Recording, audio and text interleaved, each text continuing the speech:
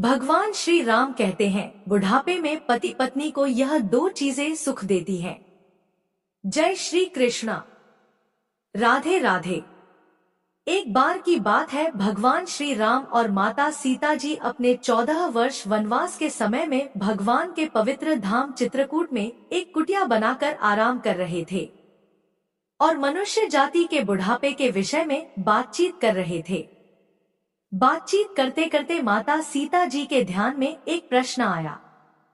माता सीता जी ने भगवान श्री राम से कहा, प्रभु, मेरे मन में एक प्रश्न है जिसका मैं उत्तर जानना चाहती हूँ। भगवान श्री राम कहते हैं, हे देवी, आप परेशान क्यों हो रही हैं? मुझे बताइए वह कौन सा प्रश्न है, मैं आपको उसका उत्तर जरूर बताऊंगा। माता सीता जी कहती हैं, प्रभु, मेरा प्रश्न यह है कि बुढ़ापे में पति पत्नी को कौन सी दो चीजें सुख देती हैं? भगवान श्री राम कहते हैं, देवी सीता, आपने समस्त मनुष्यता के लिए बहुत ही कल्याणकारी प्रश्न पूछा है। आपके इस प्रश्न के उत्तर को सुनने मात्र से समस्त मनुष्य जाति का कल्याण हो जाएगा। देवी सीता, मैं आपको बताता हूँ कि बुढ़ापे में पति पत्नी को वह कौन सी दो चीजें हैं जो सुख देती हैं। इस विषय में पति पत्नी के संबंध में बहुत ही कल्याणकारी बातें हैं। यह दो बातें ज्यादातर हर किसी को पता नहीं होती हैं और ना ही किसी से आपने सुना होगा। भगवान श्री राम कहते हैं, देवी सीता, मुख्य रूप से मनुष्य के जीवन में तीन अवस्थाएं होती हैं। पहला बचपन, दूसरा जवानी और तीसरा बुढ़ापा। बुढ़ापा और मौत अटल सत्य है। सभी पर बुढ़ापा भी आएगा और सभी की मौत भी होना निश्चित है। यह अटल सत्य है, इसको कोई झुठला नहीं सकता है। लेकिन हे देवी सीता, बुढ़ापा भी सबको नसीब नहीं होता। बड़े भाग्यशाली लोगों को ही मिलता है और जो बुढ़ापे में भी सुख शांति से रहते हैं, वह लोग बड़े भाग्यशाली होते हैं। बुढ़ापा एक ऐसी अवस्था है जिसमें बहुत सारे परिवर्तन होते हैं। कुछ लोग पहले से व्यवस्था बनाकर जीते हैं, उन्हें बुढ़ापे में भी कोई दुख नहीं होता है।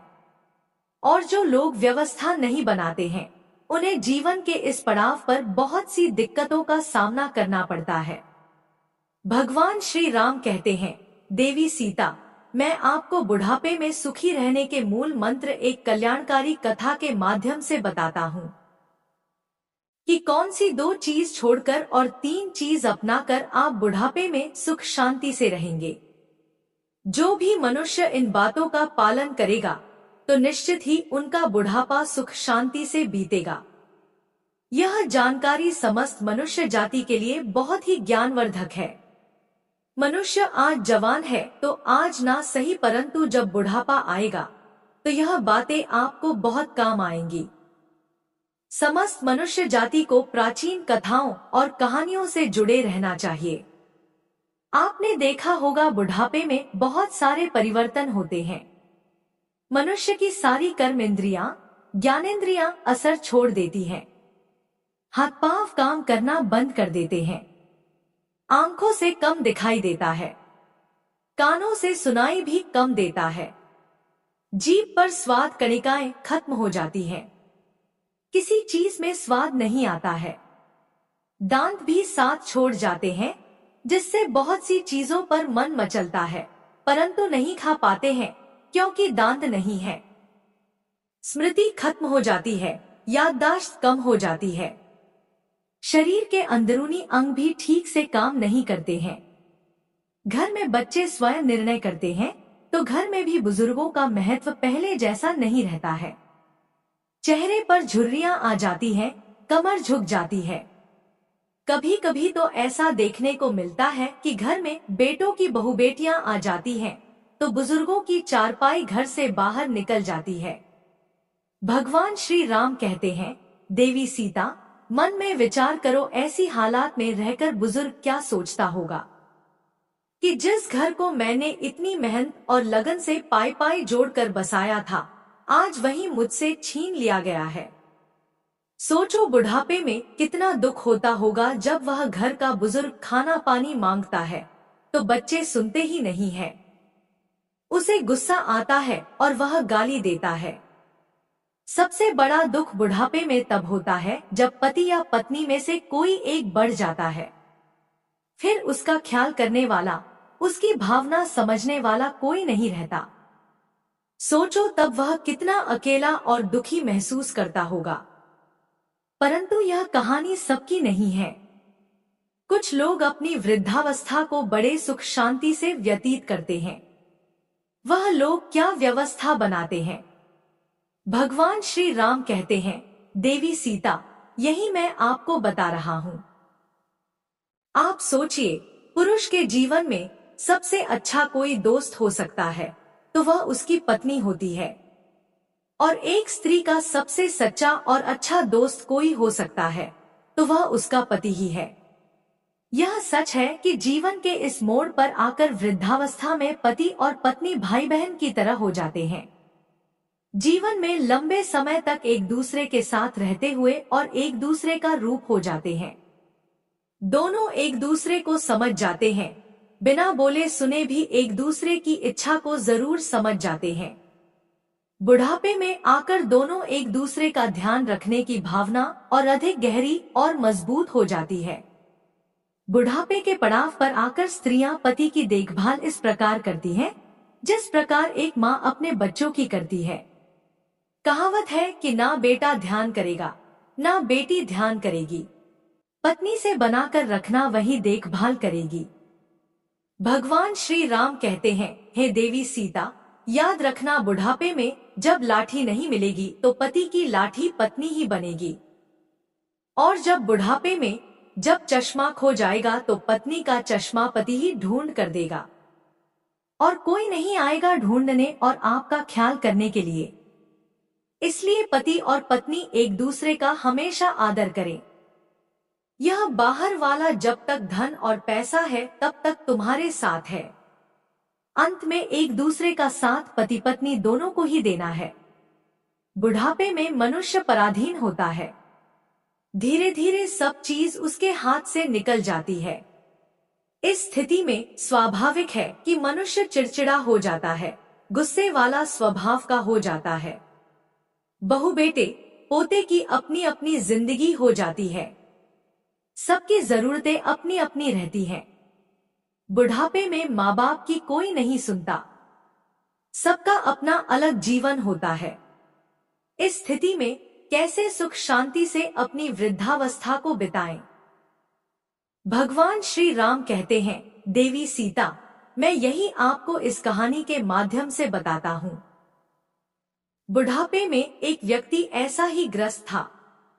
उसके पास बहुत चिड़चिड़ापन था।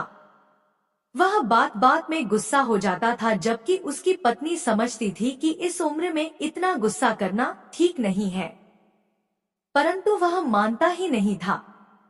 जरा सा नमक तेज हो जाता था तो भोजन की थाली को फेंक देता था। कभी मिर्ची ज्यादा हो जाती थी तो खाने की थाली फेंक देता था। बहुत गुस्सा उसके अंदर था।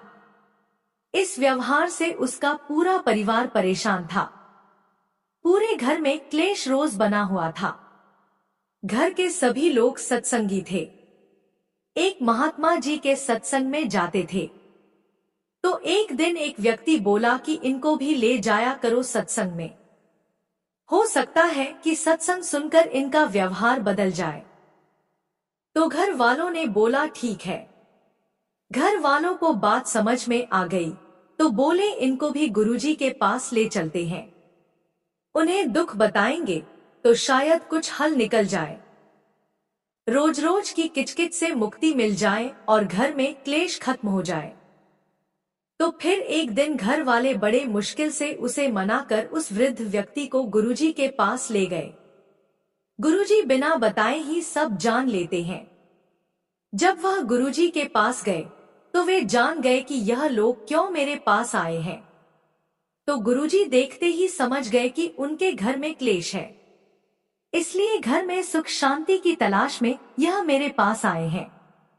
वे यह भी जान गए कि उनके घर में क्लेश का कारण क्या है। वह दुख से ग्रस्त परिवार जब पहुंचा तो दोपहर का समय था। फिर सब पहुंचकर गुरुजी को प्रणाम करके वहीं बैठ गए। उनके सामने ही आसन पर गुरुजी अपनी कुटिया में कुछ लिखवा रहे थे जो उनकी धर्मपत्नी का नाम था। अचानक गुरुजी की माता प्रेम से बोली कि दीपक जलाकर लाओ, तो मुझे कुछ खोजना है। जब गुरुजी दीपक लाए तो उस दुखी परिवार को बड़ा आश्चर्य हुआ। दोपहर का वक्त है, अच्छी खासी धूप उजाला है, तो दिया मांगने का क्या जरूरत है। तो उस दुखी परिवार ने सोचा कि संत जी या तो मूर्ख हैं या फिर पागल हैं। भला सूरज की अच्छी खासी उजाला है और यह दीपक मांग रहा है, यह तो अजीब संत है। सभी लोग अपने मन में ऐसा सोच रहे थे। तब तक माताजी जलता हुआ दीपक लेकर आ गई। उन्होंने चुपचाप दीपक को दे दिया और अंदर चली गई। फिर सब सोचने लगे कि उनकी पत्नी भी क्या खूब है। यह नहीं पूछा कि पागल हो गए हो क्या। दिन है, दोपहर का समय है, अच्छी खासी धूप उजाला है, फिर भी दीपक क्यों मंगा रहे हो। वह बुजुर्ग आदमी बड़ा आश्चर्यचकित होकर सोचा कि मैं कहाँ आ गया पागलों के पास। यह संत जी तो सचमुच पागल हैं। साथ ही सबसे बड़ी पागल और मूर्ख इसकी पत्नी भी है। यह पागल मेरे घर में सुख शांति लाएंगे, यह मेरे घर के क्लेश को खत्म करेंगे, यह मेरा बुढ़ापा सुखी करेंगे। उसके मन में सवाल ही सवाल बार बार उठते जा रहे थे, परंतु उसने कुछ बोला नहीं। अपने गुस्से में बैठा रहा नहीं अपने गुस्से में बैठा रहा। तो गुरुजी उसके मन की बात जान गए कि यह गुस्से से फनफना रहा है और हमको पागल समझ रहा है।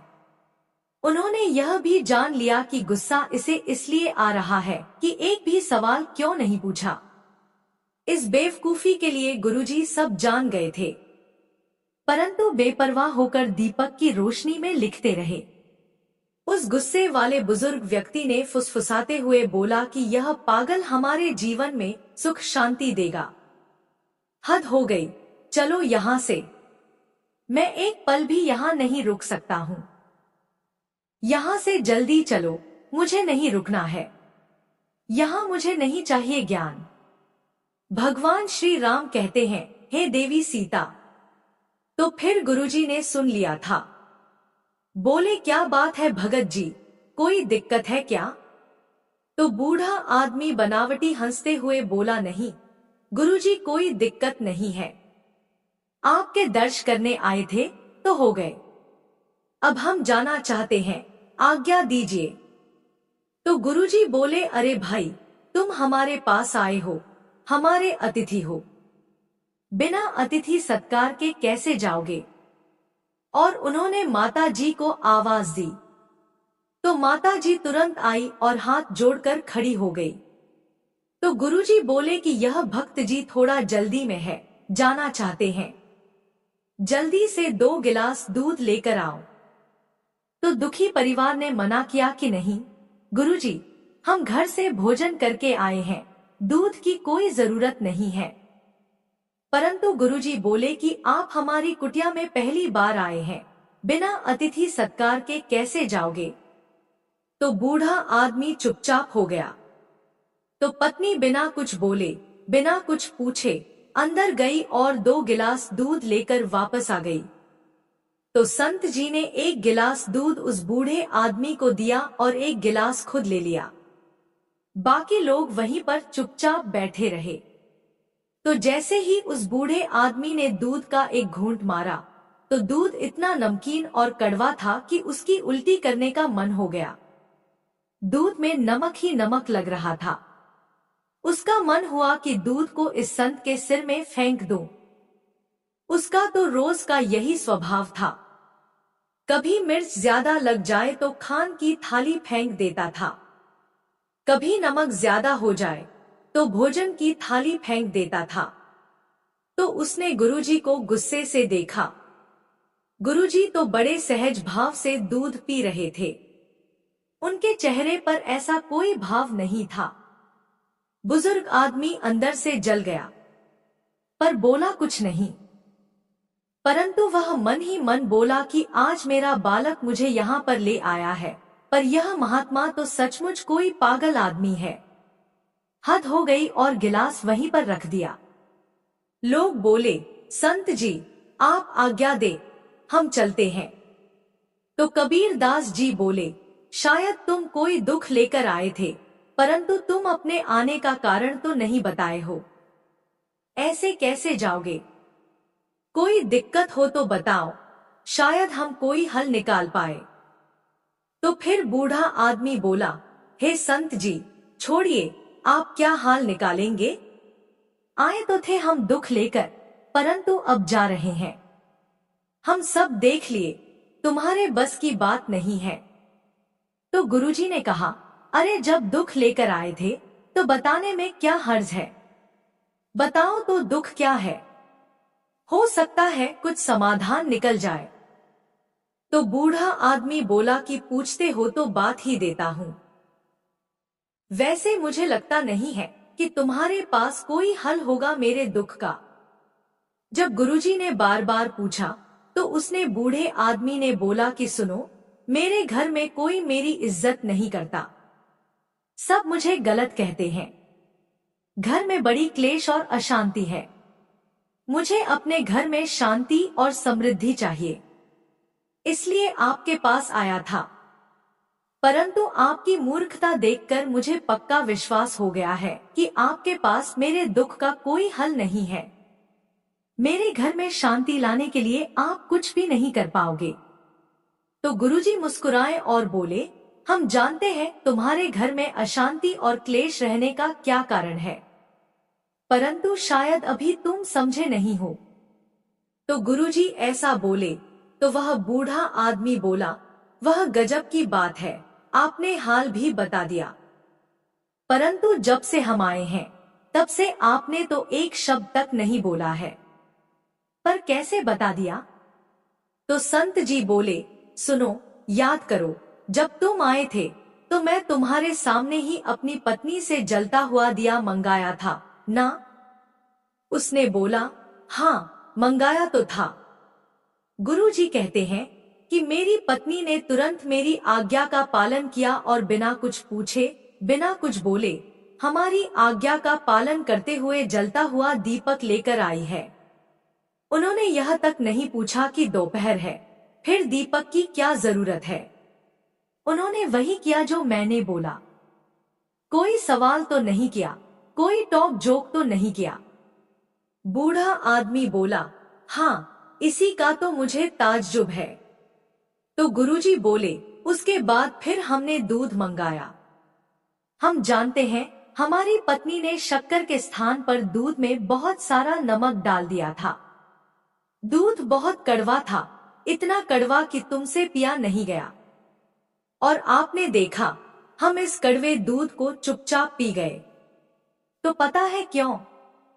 क्योंकि जब पत्नी ने हमसे दीपक के बारे में कुछ नहीं पूछा तो हमारा भी कोई नहीं है कि कोई सवाल जवाब नहीं किया, तो हम भी कैसे कोई सवाल जवाब करते? दीपक लाना हमारी आज्ञा का पालन करना ही अपना धर्म समझा, तो हम कैसे पूछते कि दूध कड़वा क्यों है? हमने भी अपना धर्म समझा और दूध पी लिया। जिस तरह उन्होंने कोई प्रतिकार नहीं किया है, इस तरह हमने भी कोई प्रतिकार नहीं किया। इससे क्या समझे? इससे यह सिद्ध हुआ कि पति और पत्नी दोनों को सामंजस्य स्थापित करना चाहिए और एक दूसरे की बात मानना चाहिए, एक दूसरे की बात का सम्मान करना चाहिए, दोनों को प्रेम और विश्वास से रहना चाहिए। मुझे पता है ऐसा तुम नहीं करते हो। तो गुरुजी बोले, तुम ध्यान रखो, गलती सबसे हो जाती है। आज गलती से दूध में शक्कर की जगह पर नमक पड़ गया, तो हमने स्वीकार किया, चुपचाप बिना कुछ पूछे, बिना कुछ बोले पी लिया। तुम्हारे घर में अशांति का कारण यही है।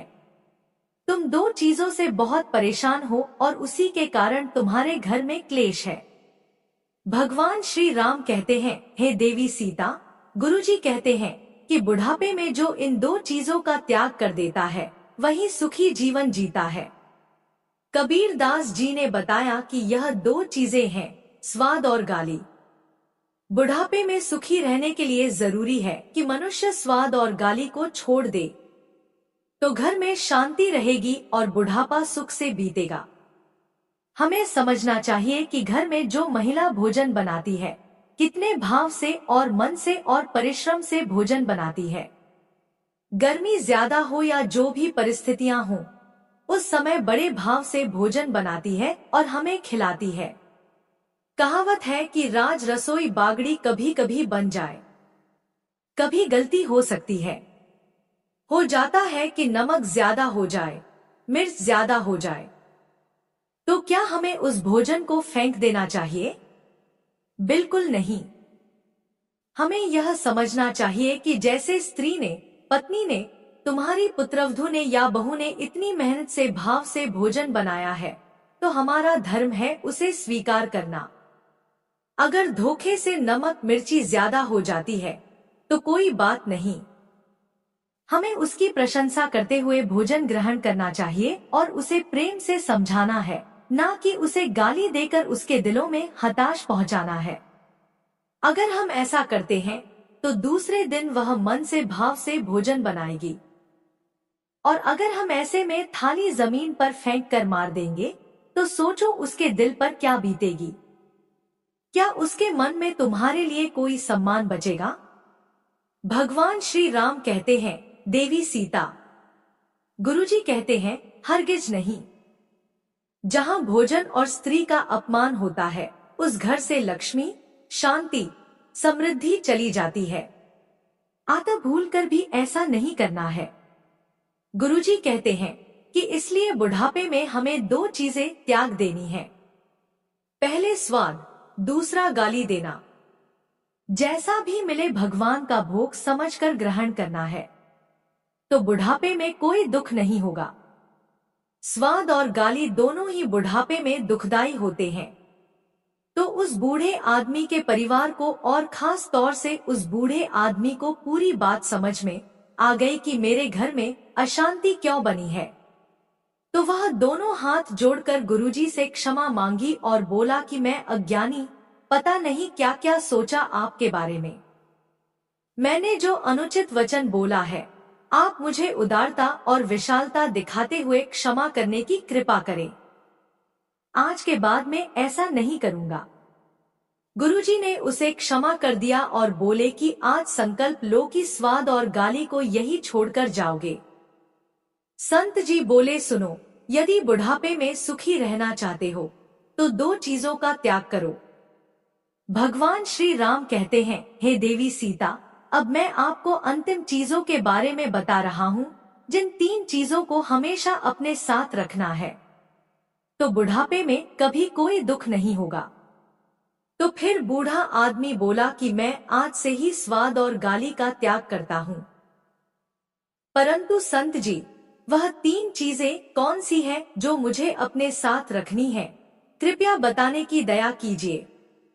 तो फिर गुरुजी बोले कि जिनका जीवन अनुशासित होता है, सफलता उनके दरवाजे पर दस्तक जरूर देती है।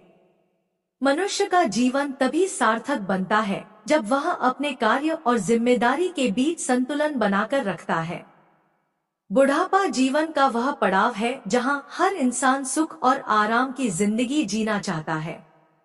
इस पड़ाव में खुशियां पाने के लिए मनुष्य को बुढ़ापे तक किन चीजों का साथ नहीं छोड़ना चाहिए, इसे समझना बहुत जरूरी है। पहली बार धन का सदियों उपयोग है। धन ऐसी चीज है जो अपने और पराई के बीच का फर्क समझा देती है। जब तक आपके पास धन है, रिश्ते नाते सब जगह आपकी पूछ और इज्जत होगी। परंतु जब धन का धन नहीं होता है तो अपने भी साथ छोड़ देते हैं। यह दुख तो बुढ़ापे में और अधिक बढ़ जाता है जब आदमी ढलती उम्र में होता है। इसलिए धन का सदा सदा उपयोग करना चाहिए। धन की बचत करेंगे तो बुढ़ापे में आपको किसी के सामने हाथ फैलाने की जरूरत नहीं रहेगी। साथ ही ध्यान संपूर्ण धन पर कुंडली मारकर बैठ जाना भी बुढ़ापे में दुखदाई होता है। दूसरी बात है अनुशासन। अनुशासन अभ्यास से ही आत्मविश्वास का जन्म होता है। जो इंसान अपना हर काम समय पर करते हैं, अपनी दिनचर्या को अनुशासित ढंग से जीते हैं, उन्हें कभी किसी पर निर्भर नहीं रहना पड़ता। वह अपने हर लक्ष्य को प्राप्त कर ही लेते हैं। शुरुआत से ही मनुष्य को अपने काम को सही समय और सही तरीके से करने की आदत होनी चाहिए, तो उसे बुढ़ापे में दुख नहीं सहना पड़ेगा। समय के अनुसार खान पान, समय पर सोना, जगना, व्यायाम, हर कार्य निश्चित समय पर करना चाहिए। यह सभी अच्छे स्वास्थ्य के लिए बहुत ही जरूरी है। अनुशासन का साथ कभी नहीं छोड़ता है और सत्मार्ग पर सदैव चलना चाहिए। जब आप सत्मार्ग पर चलेंगे, तो यदि आपके घर परिवार वाले साथ नहीं देंगे, तो भी आपका साथ भगवान देंगे। आपके बुढ़ापे की लाठी ईश्वर बनेंगे। भगवान श्री राम कहते हैं, हे देवी सीता, इस प्रकार से संत जी ने बताया कि बुढ़ापे में वह कौन सी दो चीजें हैं जो सुख देती हैं। भगवान श्री राम ने माता सीता जी के माध्यम से इस कल्याणकारी कथा को समस्त मनुष्य जाति को सुनना है, ताकि बुढ़ापे में समस्त मनुष्य जाति सुखी रहे। आशा है आपको यह कथा अच्छी लगी होगी। जय श्री राम।